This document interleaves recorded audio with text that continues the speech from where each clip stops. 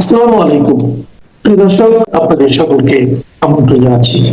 আজকে 17ই মার্চ। আপনারা জানেন যে আজকে জাতির জনক বঙ্গবন্ধু শেখ মুজিবুর রহমানের 107তম জন্মবার্ষিকী। যেই ব্যক্তির জন্ম না হলে হয়তো আমরা এই স্বাধীন বাংলাদেশ পেতাম না, আমরা স্বাধীন ভূখণ্ড পেতাম না। সেই জাতির জনক, বাঙালি জাতির জনক বঙ্গবন্ধু শেখ মুজিবুর রহমানের জন্মবার্ষিকীতে ওনাকে শ্রদ্ধা ভরে স্মরণ করছি। 2024-এর 5ই আগস্টের পর থেকে 2025 সাল পুরো একটা বছর আপনারা কেউ বঙ্গবন্ধুর জন্ম শতবার্ষিকী এভাবে পালন করতে আর দেখেননি বা কোনো পত্রিকায় আসেনি। যারা করেছেন তারা হচ্ছে যে ফেসবুকের মাধ্যমে আমরা যারা বঙ্গবন্ধুকে ভালোবাসি, জাতির জনককে ভালোবাসি, যারা এই জাতিকে ভালোবাসি, তারাই হয়তো ফেসবুক সয়লাভ করে দিয়েছে। কিন্তু গতকাল রাত থেকে এখন পর্যন্ত আপনি যদি খেয়াল করেন যে সমস্ত পত্রপত্রিকা, ফেসবুক তো আছেই, সমস্ত পত্রপত্রিকাগুলোতে জাতির জনকের 107তম জন্মবার্ষিকীর ছোট হোক বড় হোক একটা করে হলো নিউজ দিয়েছে। এতে কি কিছু বুঝতে পারছেন আপনারা, নাকি এখনো কিছু বুঝছেন না? কেন হঠাৎ করে এই ঘটনা শুরু হলো এবং আমি ব্যানার এবং হেডলাইনে কি লিখেছি সেই বিষয়টাতে আপনাদের সাথে কথা বলবো। এতক্ষণ আপনারা হয়তো চিন্তা করছেন যে আমি হঠাৎ করে ব্যানার এবং হেডলাইনে কেন লিখলাম যে বিদেশে পলাতক নেতারাই চায় না আওয়ামী লীগ ফিরে আসুক। তো যে কথাই বলছিলাম যে আওয়ামী লীগ যে ফিরে আসছে বা আওয়ামী লীগ ফিরে আসছে মানে কি, আওয়ামী লীগ বাংলাদেশে আছেই। হয়তো আমাদের সামান্য কিছু নেতা, কিছু কর্মী জীবন রক্ষার্থে দেশের বাইরে পাড়ি জমিয়েছিলেন, কারণ যদি ওনারা দেশে থাকতেন ওনারা হত্যার শিকার হতেন। সেই জায়গায় ওনারা জীবন বাঁচিয়েছেন। আমাদের নেতা কর্মী সবাই হয়তো ঘর বাড়ি ছেড়ে একজন এক ডিস্ট্রিক্ট থেকে অন্য ডিস্ট্রিক্টে চলে গেছেন, কষ্টে আছেন। তৃণমূল কর্মীরা প্রচণ্ড কষ্টে আছেন। এরপর আওয়ামী লীগ আছে, কিন্তু সেটার প্রমাণ আওয়ামী লীগ যে সগৌরবে ফিরে আসবে সেটার প্রমাণ কিন্তু আজকে সারাদিনের পত্রিকাগুলোতে, যেখানে গত একটা দেড়টা বছর আওয়ামী লীগের নাম নিতে কেউ সাহস করে নাই, যেখানে আওয়ামী লীগ তো দূরের কথা, বঙ্গবন্ধু, জাতীয় সঙ্গীত এগুলো নিয়ে কথা বললে মবের শিকার হতো, সে জায়গায় আজকে সমস্ত পত্রিকা, সমস্ত বলতে ম্যাক্সিমাম পত্রিকাতে, আমি যতগুলো দেখেছি 12-14টা পত্রিকা, সবগুলোতে, বাংলাদেশের সবচেয়ে ভালো ভালো যে পত্রিকাগুলোতে, এগুলোতে দেখলাম যে 107তম জন্মবার্ষিকীর একটা নিউজ মিনিমাম এসেছে। এটা হচ্ছে আওয়ামী লীগ যে সগৌরবে ফিরে আসছে অল্প কিছুদিনের মধ্যে, তার প্রমাণ।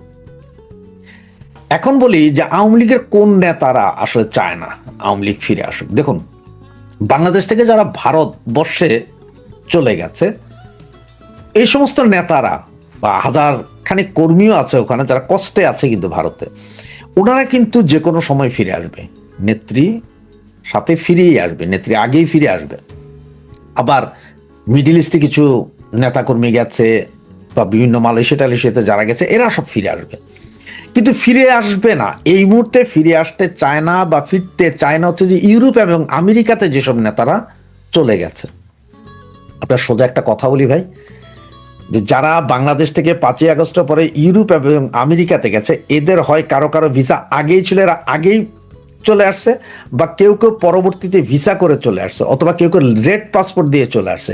এখন ওনারা চায় না যে এই মুহূর্তে ওনারা দেশে গিয়ে আন্দোলন সংগ্রাম করে আওয়ামী লীগকে আবার ক্ষমতায় এনে এরপরে ওনারা মন্ত্রী মিনিস্টার হবে, এই গ্যারান্টি ওনাদের নাই। এবং ওনারা চিন্তা করছেন যে আগামী 5 বছরের ভেতরে আওয়ামী লীগ ক্ষমতায় আসবে কিনা বা 10 বছরও আসবে কিনা। তো তার চেয়ে ভাই আওয়ামী লীগ এখন যেভাবে আছে সেভাবে থাক, আমরা ইউরোপ আমেরিকাতে আছি, আমরা একটু শান্তিতে থাকি, যখন সব গুছাইয়ে আসবে তখন আমরা যাই আবার নেতাগিরি করব। যেমন আমরা হাইব্রিড বলি বা সুবিধাভোগী বলি, সুবিধাভোগী গোষ্ঠী সবসময় ছিল, এখনো আছে, ভবিষ্যতেও থাকবে। এই সমস্ত নেতা ইউরোপ আমেরিকাতে পালিয়ে থাকা এই সমস্ত নেতারা, আমি ওদের বলবো যে পালিয়ে আছে। ইউরোপ আমেরিকার বাইরে যারা আছে তারা পলাতক নাই, এগুলো পলাতক। ইউরোপ আমেরিকা যেগুলো বৈশা আছে এগুলো সব পলাতক। এরা বাংলাদেশে এই মুহূর্তে ফিরতে চাচ্ছেন না, কারণ তারা সকলে এজাইল করে রেখেছেন এখানে। সুতরাং তাদের এজাইলের কাগজপত্র দরকার, তাদের ফ্যামিলি এইখানে, বউ বাচ্চা এইখানে, গ্রামার স্কুলে পড়ে ভালো ভালো। এই জন্য তারা চায় না যে আওয়ামী লীগ খুব সহসা খুব দ্রুত আওয়ামী লীগ ফিরে আসুক, কারণ ফিরে যদি আসে, তারা যদি আবার যায় নেতা হইতে গেলে তাদের এগুলো সব বাতিল হবে, পরবর্তীতে কোনো প্রবলেম হলে তারা আর আসতে পারবে না। এটা হচ্ছে তাদের মাথার মূল টেনশন।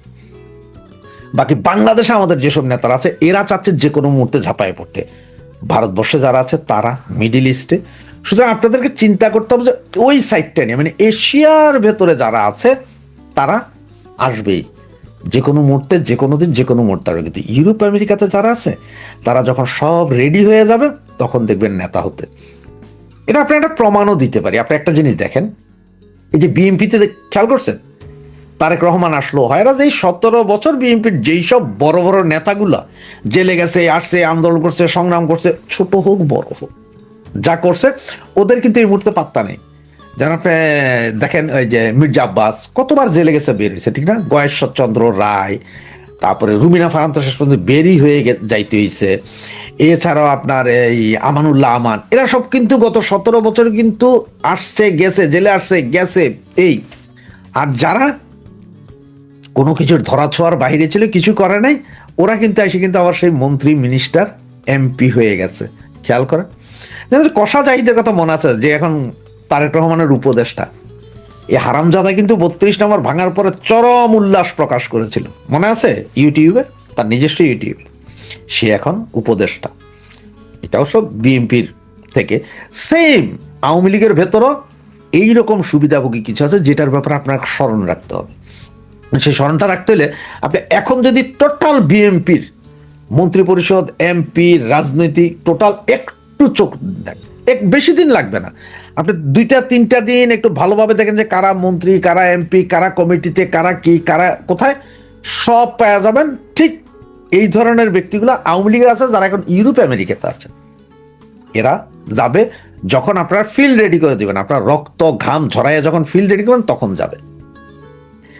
এরা চাচ্ছে যে আমাদের নেত্রী যাতে এই মুহূর্তে ইন্ডিয়া থাকে, কোনো দরকার নাই বাংলাদেশে আন্দোলন ডাক দেওয়ার দরকার নাই, কারণ আন্দোলনের ডাক দিলে পোলাপাইন রাস্তাতে নামবে, তাদের নেতাগিরি তো চলে যাবে।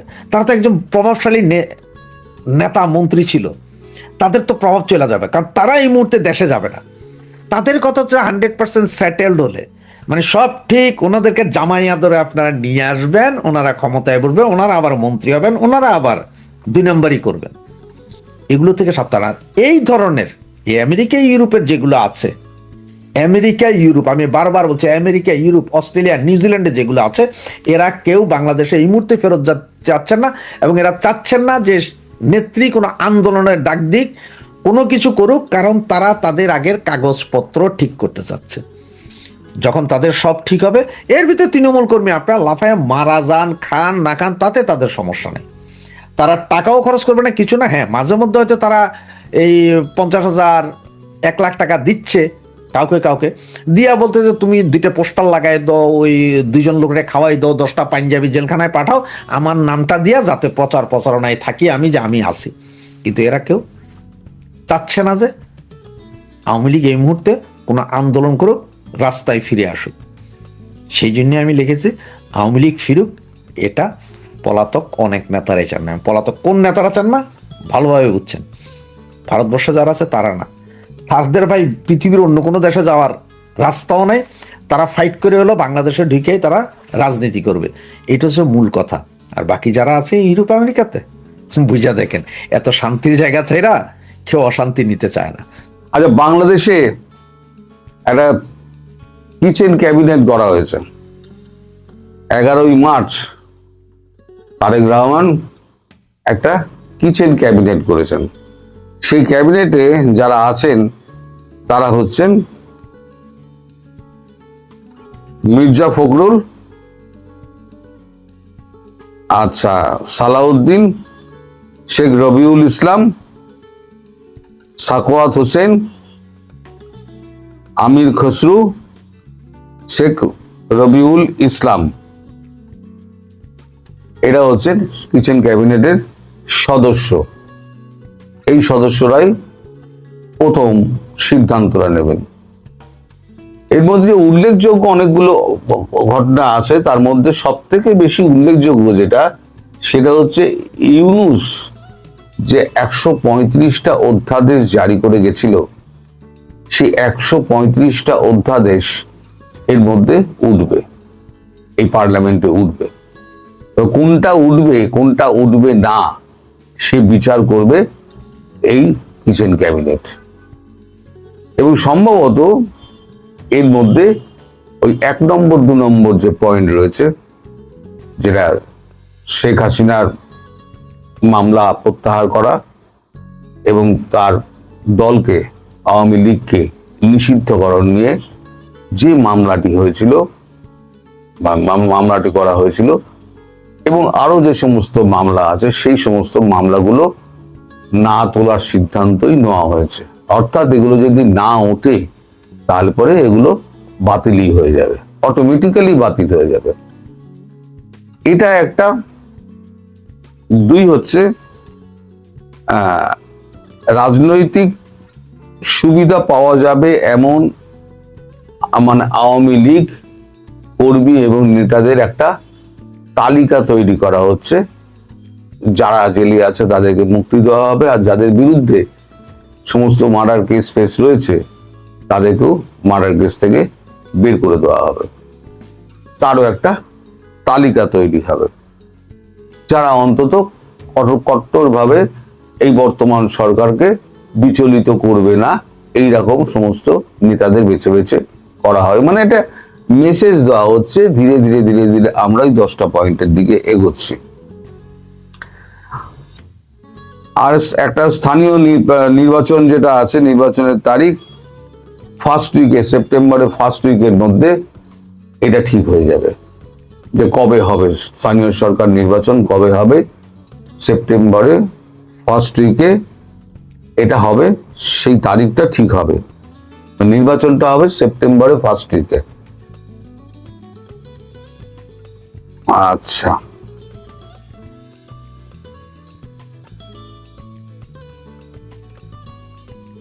একই সঙ্গে কিন্তু অপারেশন ক্লিনার 2.0 সেটা কিন্তু চলবে। মানে এই গ্রেপ্তার, আওয়ামী লীগ নেতা গ্রেপ্তার, আওয়ামী লীগ কর্মী গ্রেপ্তার, যাদের বিরুদ্ধে যারা একদম কট্টর বিরোধী তাদেরকে গ্রেপ্তার করা, অমুক করা দিয়ে তাদেরকে আবার পরে জামিনও দিয়ে দেওয়া হবে, কিন্তু গ্রেপ্তারটা দেখানো হবে যে গ্রেপ্তার করছি। কারণ এটা জামাতের কাছে একটা মেসেজ যাওয়া যে আমরা আওয়ামী লীগকে ছেড়ে কথা বলছি না, আমরা যেমন দোষীদের বিরুদ্ধে ব্যবস্থা যেমন নিচ্ছি তেমন নির্দোষদের আমরা ছেড়েও দিচ্ছি। মানে ব্যালেন্স করে চলার যে ব্যাপারটা সেটা কিন্তু এখানে রয়ে যাচ্ছে। এখন এই যে এখন জ্বালানি সংকট, তেল সংকট, এই যে অবস্থাটা চলছে, এই অবস্থা থেকে কি করে মুক্তি পাওয়া যায় সেটা নিয়েও একটা আলোচনা হয়েছে। এবং আপনার সামনে হচ্ছে এই রয়েছে কি বলে ঈদ রয়েছে,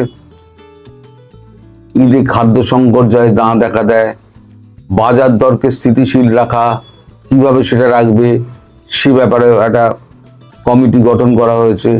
সেই কমিটি এই সমস্ত কিছু দেখাশোনা করবে এবং তেলের যোগান এবং জ্বালানিটা কিভাবে আনা যায় সে ব্যাপারে কথাবার্তা বলবে।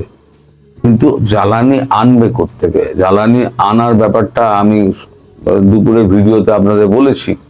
জ্বালানি আনতে গেলে যে কাঠখড় পোড়াতে হবে, ভারতবর্ষকে হিমশিম খেতে হচ্ছে। সেখানে বাংলাদেশের অবস্থা কি হবে ভেবে দেখুন। এখন ভারতবর্ষ যে তেল দিচ্ছে সেটা হচ্ছে ভারতবর্ষ এখন পর্যাপ্ত তেল কিন্তু ভারতবর্ষের হাতে নেই। আগে যেমন পর্যাপ্ত তেল ছিল, ভারতবর্ষ অন্যের থেকে নিয়েছে, রাশিয়া থেকে নিয়েছে, বিভিন্ন জায়গা থেকে নিয়েছে, কাঁচা তেল পরিশোধন করেছে, ইউরোপে সাপ্লাই করেছে। এখন তো আর সেটা হচ্ছে না। এখন যেটুকু পাচ্ছে তার নিজের দেশকে, দেশের তেলের দাম যাতে স্থিতিশীল থাকে সেটা দেখতে হচ্ছে। প্লাস এই ছোটখাটো দেশগুলো যারা একদম মানে ল্যান্ডলক কান্ট্রি, যেমন ভুটান আছে, নেপাল আছে, আর একটা আছে বিচ্ছিন্ন দেশ, সেটা হচ্ছে মালদ্বীপ, তারও তেলের দরকার। এখন সব থেকে বড় মুশকিলে পড়েছে কারা জানেন? সব থেকে বড় মুশকিলে পড়েছে আমাদের যে কি বলে উপসাগরীয় দেশগুলো। তারা না তেল বেচতে পারছে, না তারা জল কিনতে পারছে। তাদের সব থেকে বড় মুশকিল হয়েছে জলের আকাল।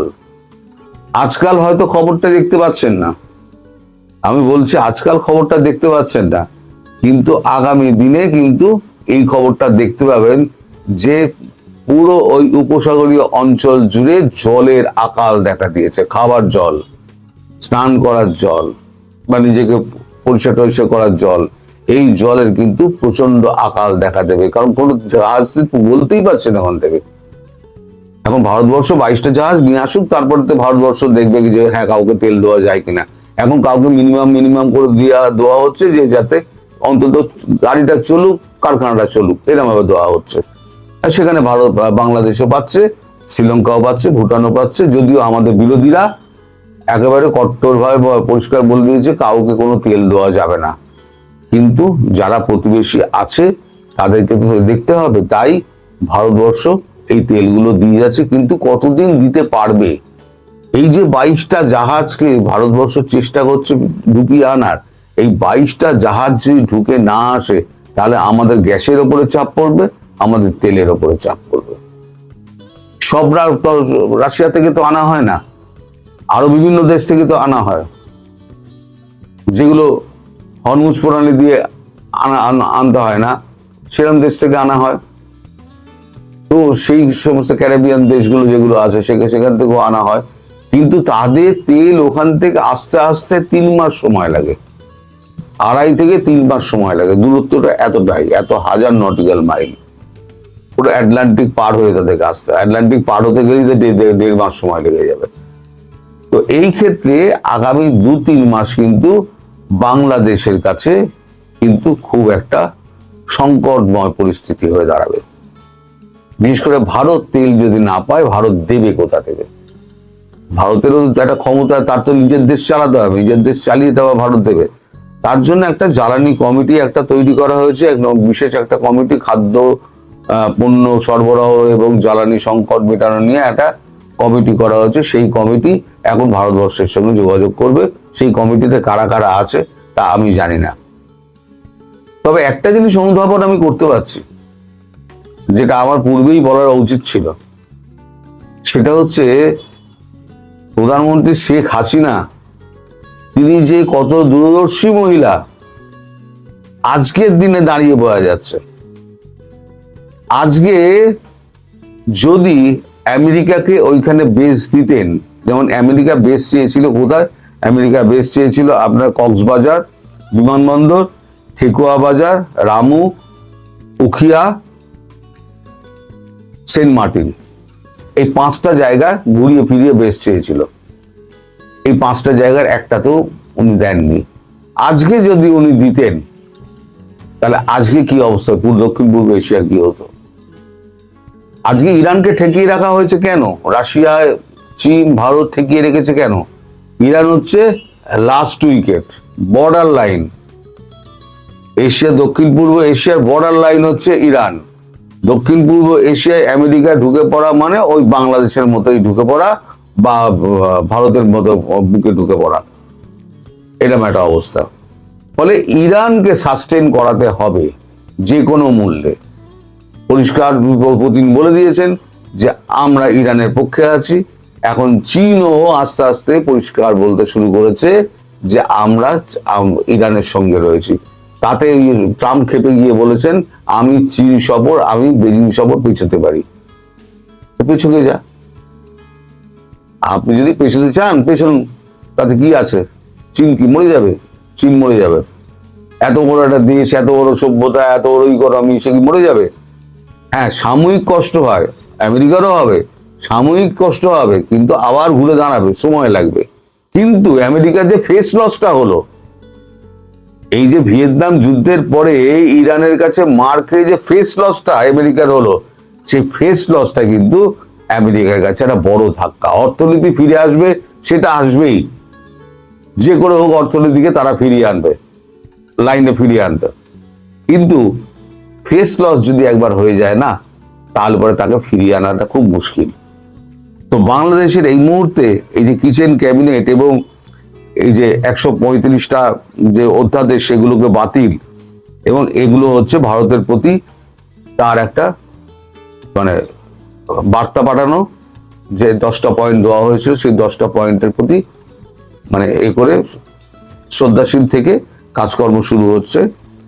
এবং আমার মনে হয় এই আপনার এপ্রিল 2 মধ্যে যে প্রস্তাবগুলো উঠবে তাতে আওয়ামী লীগের এটা উঠবে এবং আওয়ামী লীগ সেখান থেকে আমরা পরিষ্কার মানে ওই এর থেকে মুক্তি পেয়ে যাবে, অধ্যাদেশ থেকে মুক্তি পেয়ে যাবে, মানে তার দলীয় চূড়া বা বাতিল, দলীয় প্রতীক এবং দল বাতিল, সরি, এবং শেখ হাসিনার বিরুদ্ধে যে মামলা বিভিন্ন মামলা সেগুলো বাতিল।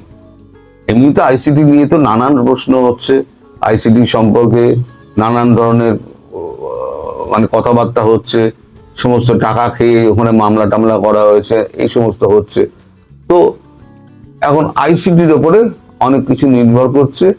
আমার মনে হয় 2 এপ্রিল যেটা বলা হচ্ছে 2 এপ্রিল, এটা আমার খবর নয়, এটা ওই কিচেন ক্যাবিনেটের বৈঠকে যেটা ঠিক হয়েছে 2 এপ্রিল ঠিক হয়ে যাবে কোনটা উঠবে কোনটা উঠবে না।